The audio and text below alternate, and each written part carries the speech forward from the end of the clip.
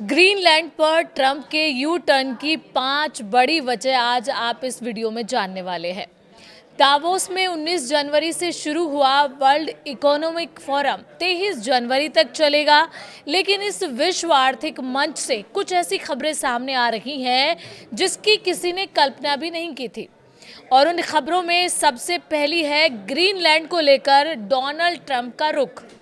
पहले ट्रंप भले ही विमान में तकनीकी खराबी के चलते वापस लौट आए थे, लेकिन बाद में वो फिर दूसरे विमान के साथ स्विट्जरलैंड में आयोजित वर्ल्ड इकोनॉमिक फोरम की सालाना बैठक में हिस्सा लेने पहुंचे और करीब 75 मिनट तक भाषण भी दिया, लेकिन उनकी भाषा पूरी तरह बदल चुकी थी।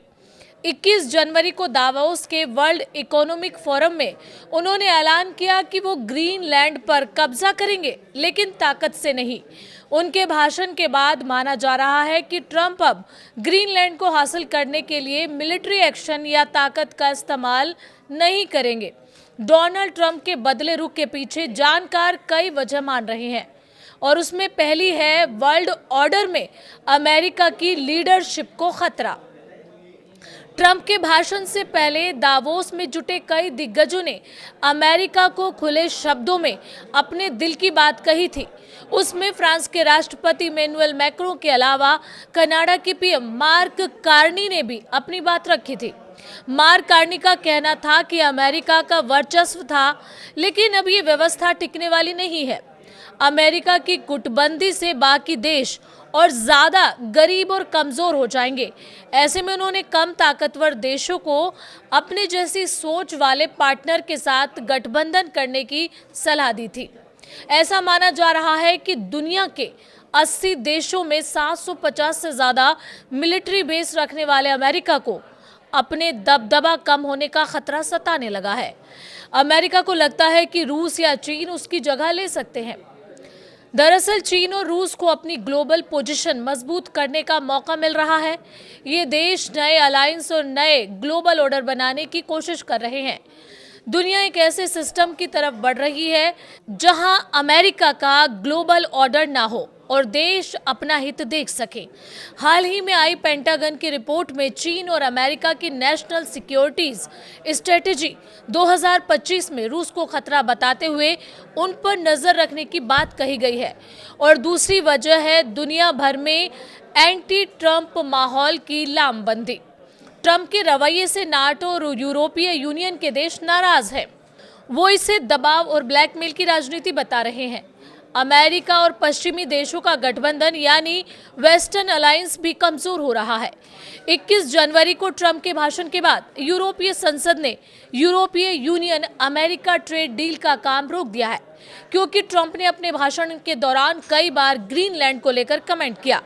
एक दिन पहले दावोस में ही फ्रांस के राष्ट्रपति इमैनुअल मैक्रों ने कहा था कि नए टैरिफ लगाए जा रहे हैं। ये बात बिल्कुल मंजूर नहीं की जा सकती, खासकर तब जब इन टैरिफ का इस्तेमाल किसी देश की जमीन और संप्रभुता पर दबाव बनाने के लिए किया जाए।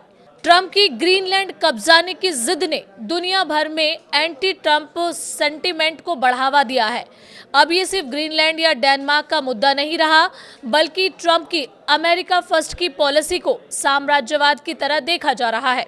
और तीसरी वजह है नाटो और यूएन के नियम के खिलाफ ग्रीनलैंड और डेनमार्क का हिस्सा है।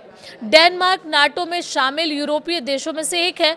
नाटो के आर्टिकल 5 के मुताबिक किसी एक देश पर हमला पूरे नाटो देशों पर हमला माना जाएगा। नाटो देशों ने ग्रीनलैंड में फोर्स भेजी है। डेनमार्क ने करीब 150 सैनिक तैनात किए हैं। वहीं Norway, Finland, Sweden, Germany, France, Netherlands और ब्रिटेन जैसे नाटो देशों ने भी सैनिक भेजे हैं।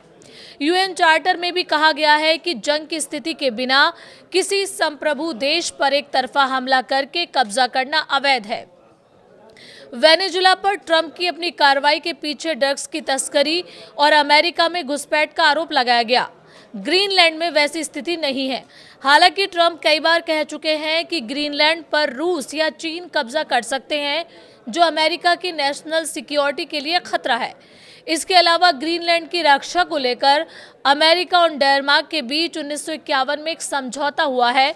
इसके मुताबिक डेनमार्क साम्राज्य और ग्रीनलैंड की संप्रभुता को अमेरिका मान्यता देता है और चौथी वजह है नाटो में अंदरूनी बंटवारे का खतरा। नाटो 32 देशों का सैन्य संगठन है, जबकि ईयू में 27 देश हैं। इनमें से 4 देश ऑस्ट्रिया, साइप्रस, आयरलैंड, माल्टा को छोड़ दें तो बाकी 23 देश नाटो का हिस्सा है। नाटो में नॉर्वे, ब्रिटेन और अमेरिका जैसे 9 यूनियन देश भी शामिल है। टेक